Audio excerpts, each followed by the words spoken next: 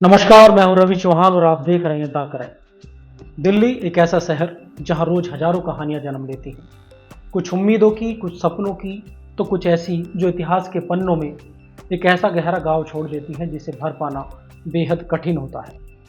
रिश्तों में खून से सनी आज की कहानी कुछ ऐसी ही है। इस कहानी की शुरुआत होती है अक्टूबर 2018 की एक खौफनाक सुबह से।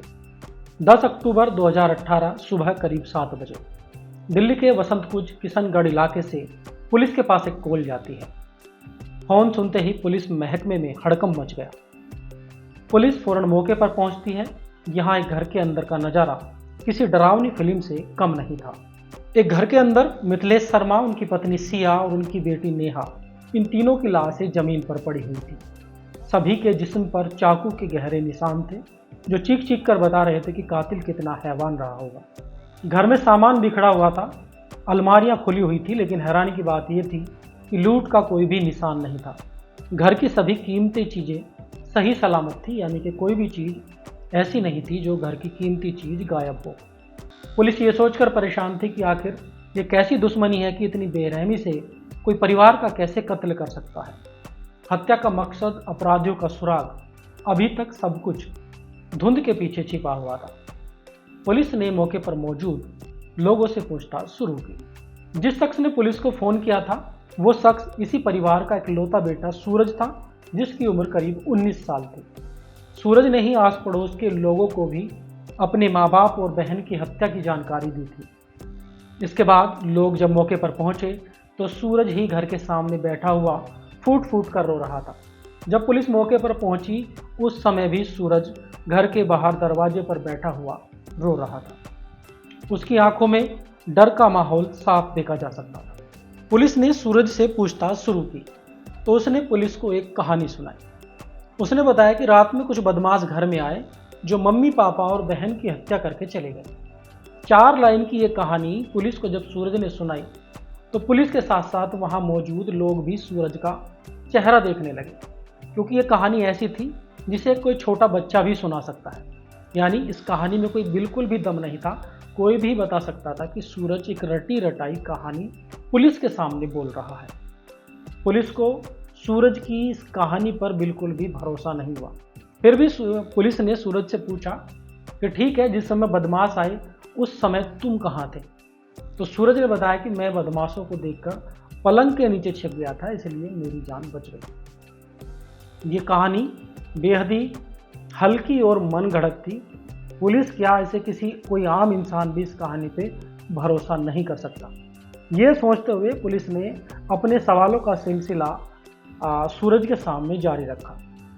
तभी इसी दौरान एक इंस्पेक्टर की नज़र सूरज के हाथ पर गई। उसके हाथ पर एक चोट का निशान था। पुलिस ने उससे पूछा कि ये चोट कैसे लगी? तो सूरज ने जवाब दिया कि रात में क्रिकेट खेलते समय उसके हाथ में चोट लगी।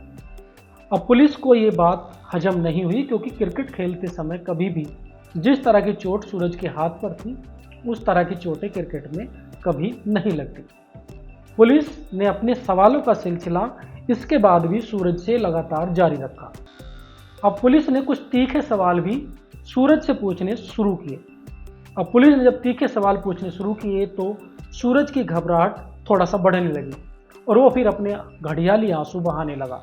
वो बार बार अपने बयान बदलने लगा और फिर हर गुजरते पल के साथ उसके मासूम चेहरे के पीछे छिपे राज से पर्दा भी उठने लगा। पुलिस जान गई कि ये लड़का कुछ छिपा रहा है और फिर पुलिस ने अपने तरीके से सूरज से पूछताछ शुरू की तो पल भर में ही उसका नाटक खत्म हो गया। उसके चेहरे पर एक अजीब सी शांति आई, और एक ऐसी शांति जो किसी खूंखार अपराधी के चेहरे पर दिखती है। उसकी आवाज़ में न कोई पछतावा था न कोई डर, बल्कि एक अजीब सी अकड़ और ठसक थी। उसने सीधे पुलिस की आंखों में आंखें डालकर कहा कि हाँ, मैंने ही अपने परिवार को मारा है, मैं ही अपने माँ बाप और बहन का कातिल हूँ। जैसे ही पुलिस ने सूरज के मुंह से इन शब्दों को सुना, पुलिस हैरान रह गई। वहाँ मौजूद लोग भी सूरज का मुंह ताकते रह गए। लोगों के मन में ये सवाल था कि एक बेटा आखिर कैसे अपने परिवार का कत्ल कर सकता है? आखिर क्या वजह रही होगी कि एक बेटे ने इतनी बेरहमी से अपने माँ बाप और बहन की हत्या कर दी? और फिर अगले ही पल जब वो वजह सामने आई तो मौके पर मौजूद लोगों के चेहरे देखने लायक थे। इस कातिल बेटे ने खुद कबूल किया कि इस भयानक कत्ल की वजह कोई बाहरी दुश्मनी नहीं बल्कि उसके अंदर पनपी नफरत और ऑनलाइन गेम पबजी की लत थी, जिसे लेकर परिवार अक्सर उसे टोकता था। सूरज ने पुलिस को बताया कि उसके माँ बाप उसे पबजी गेम खेलने को लेकर टोकते थे और उसके दोस्तों के साथ आवारागर्दी करने से भी रोका टोकी करते थे। पबजी गेम के चक्कर में सूरज अपनी पढ़ाई पर ध्यान नहीं देता था और इस वजह से अगस्त 2018 में उसके पिता मिथिलेश ने पढ़ाई न करने पर एक दिन जोरदार तरीके से उसकी पिटाई भी की थी और घर से निकालने की धमकी भी मिथिलेश गुप्ता ने सूरज को दे दी थी। तभी से उसके दिमाग में बदले की आग जलने लगी।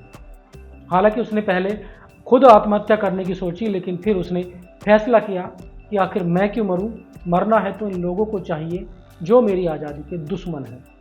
बस तभी उसने हत्या की प्लानिंग तय कर ली। प्लान के मुताबिक 9-10 अक्टूबर की वो खूनी रात जब परिवार के लोग गहरी नींद में थे, तभी सूरज ने घर से ही सब्जी काटने वाला एक बड़ा चाकू उठाया। सबसे पहले उसने अपनी बहन नेहा को उस चाकू से निशाना बनाया। नेहा थोड़ी देर तड़पने के बाद शांत हो गई। इसके बाद सूरज ने पिता मिथिलेश पर वार किया और फिर इसके बाद अपनी मां सिया के गले पर। कुछ ही मिनटों में सूरज ने पूरे परिवार को मौत की नींद सुला दिया। सूरज के सामने ही पूरा परिवार तड़प तड़प कर मरता रहा, लेकिन सूरज के मन में जरा भी यह ख्याल नहीं आया कि उसके माँ बाप हैं, उन्होंने इसे पाला पोसा बड़ा किया है, या वो उसकी बहन है। सबसे भयानक बात यह थी कि उसे अपने इस घिनौने कृत्य पर जरा भी पछतावा नहीं था। पुलिस के सामने वो उसी ठसक से बोल रहा था कि जैसे कोई मामूली बात पुलिस को बता रहा हो। इस खूनी सच में एक परत और जुड़ी थी, जो ये थी कि सूरज ने बताया कि उसने अपनी बहन नेहा को तो इसलिए मारा क्योंकि वो पढ़ाई में बहुत अच्छी थी। माँ बाप अक्सर नेहा से उसकी तुलना किया करते थे और बेइज्जती भी किया करते थे। ऊपर से खुद नेहा उसके पर्सनल मैसेज पढ़कर माँ बाप को बता देती थी, जिसकी वजह से अक्सर घर में उसकी पिटाई होती थी। यानी बहन कई बार सूरज की पिटाई की वजह बनती थी। होता है अक्सर बहन भाई का रिश्ता ऐसा होता है कि कभी कभी छोटी छोटी चीज़ें माँ बाप को बता करके मारपीट करा दी जाती है। इसी वजह से सूरज को लगता था कि नेहा खुद उसके रास्ते का कांटा है, इसलिए उसको भी हटाना जरूरी है। और पुलिस की जांच जब आगे बढ़ी तो ये बात भी सामने आई कि सूरज की आवारगर्दी कुछ इस तरह बढ़ चुकी थी कि वो अपने घर वालों को बिना बताए मेहरौली में उसने एक कमरा भी किराए पर लिया हुआ था और इस कमरे पर वो अक्सर अपने दोस्तों के साथ बैठकर आवारागर्दी करता था, मौज मस्ती करता था, पबजी गेम खेलता था। इस कमरे पर जो बच्चे कॉलेज से बंक किया करते थे वो सभी आकर के अपने इस तरह के शौक पूरे किया करते और ड्रग्स भी लेते थे। एक तरह से ये जो कमरा था मेहरौली में ले रखा था सूरज ने, ये एक आवारगर्दी का अड्डा बनाया हुआ था। वो एक व्हाट्सएप ग्रुप से भी जुड़ा हुआ था। इस ग्रुप में कॉलेज के जितने भी नालायक बच्चे थे वो सब जुड़े हुए थे, जो बंक मार करके अक्सर उसके कमरे पर पहुंचते थे और फिर ये लोग यहाँ सभी गैर कानूनी हरकतें किया करते थे।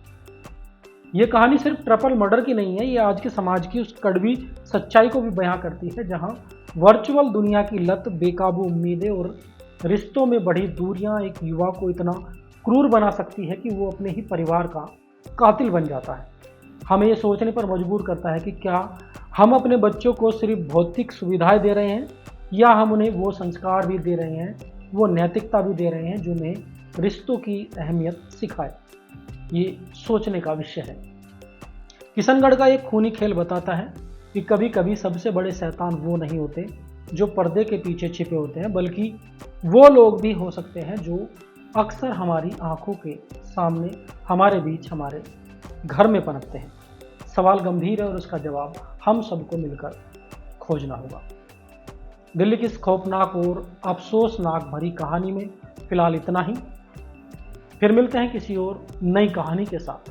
तब तक अपना और अपनों का ख्याल रखिए। वीडियो देखने के लिए बहुत बहुत धन्यवाद।